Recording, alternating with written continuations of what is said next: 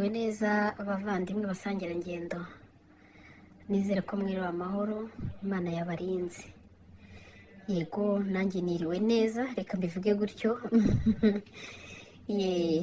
Hari abansabye yuko nza kubaha testimony y'ukuntu iyi histoire yabaye passé kugira ngo bashobore kuzamenya ababa bagiye kubahemukira. Niyo mpamvu mbikoze gutyo, ubundi kubivuga ntabwo byoroshye.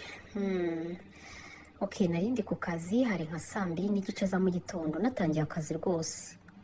Umuntu w'umugabo arampamagara mu izina, arambwira turaho Tirifini, muraho neza? Ati amakuru ni meza.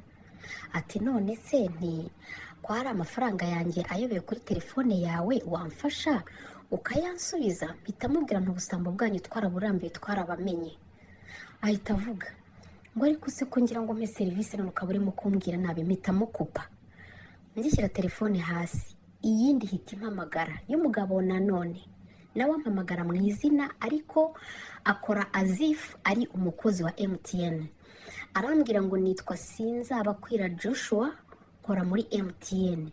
Ngo mbese ko tubona hari inimero y'abatekamutwe uri kuvugana nayo, ese nawe uri umutekamutwe? Igihe ntari namusubiza, arambwira ati nguhamagaye kugira ngo ngufashe. Ati iriya nimero imaze umwanya irimo guhayikinga pin yawe kugira ngo ushobore kukwiba amafaranga. Ikintu cyantangaje ni uko yahise ambwira amafaranga mfite kuri telefone. Arambwira ngo ntufite amafaranga runaka, arayavuga. Ngo none se urumva mbibwiwe n'iki? Nuko nabonye ko hari abantu barimo gucokoza iyi telefone yo kugira ngo bagusahura. Ati none rero nagira ngo ngufashe, ngiye kugufasha hanyuma konti yawe nyifunge kugira ngo aba bantu babuze kukwinjirira. Yego.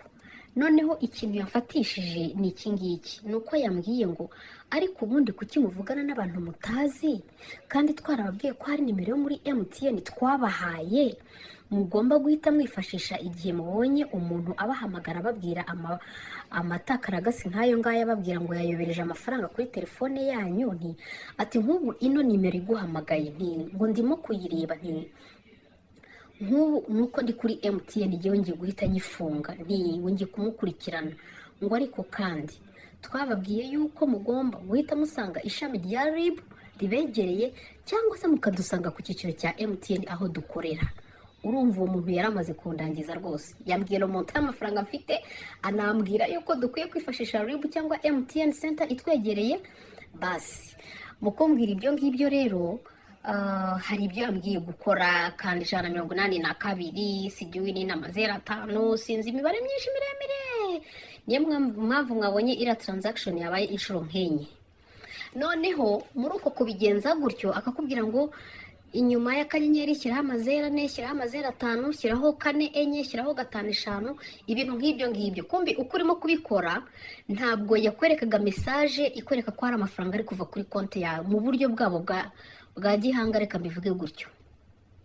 Transaction ya 4 irangiye, yaramaze kumbwira ko ari umukozi wa MTN nkuko nabivuze.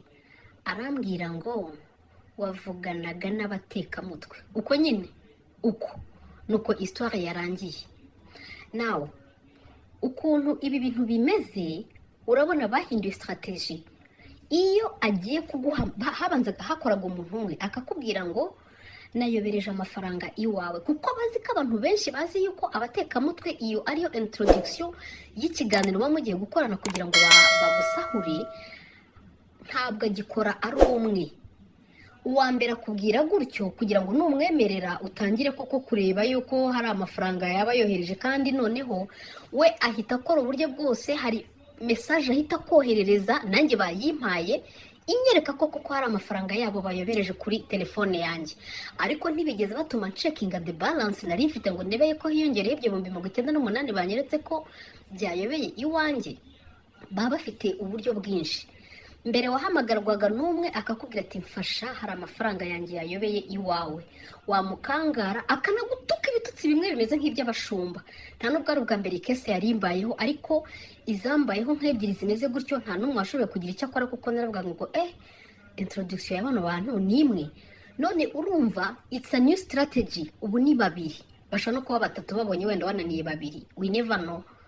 Kuko uwo wa kabiri yampamagaye ambwira ngo none uri umutekamutwe kuri kuvugana n'abatekamutwe, aho ngaho niwe yandangirije.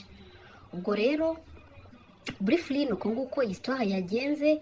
Nahise nirukanka njya muri MTN babwira uko ibintu byagenze, bahita bampa iriya historique nabasharinze, barambwira ati ihutane uyijyane muri RIB bagufashe. Ngiye muri RIB ya Kimihurura, bati ugomba kujya muri RIB ya Remera niho igikorwa cyabaye uri. Njye Remera bakora ibyo bagomba gukora, ntanga ikirego, ni ukubamereza fotokopi ya historique, ikirego natanze kigumayo. Barambwira bati biragoye kugira ngo ubone trace y'aba bantu, kubera yuko iyo amaze gukora amabi nk'aya ngaya kongera kumubona ntabwo biba byoroshye. Ariko kandi ikintu cyaje kuntangaza ni uko izo nimero ebyiri zampamagaye z'abo bantu MTN yazirebye, barambwira ngo all these two numbers zirafunze kuva mu kwezi kwa karindwi. ubwo ayo mayeri wabwirwa n'icyo ayariyo. Ngayo nguko rero nuko ibintu byagenze. Ariko abanyarwanda bo nibo bavuga ngo byago ntugahere ariko ntugahore, iteka ryose tubaho twiga. Ni storytelling kugira ngo n'abandi bose bamenye, nibahamagarwa n'abantu wa mugani barenze umwe n'umunanira azaguha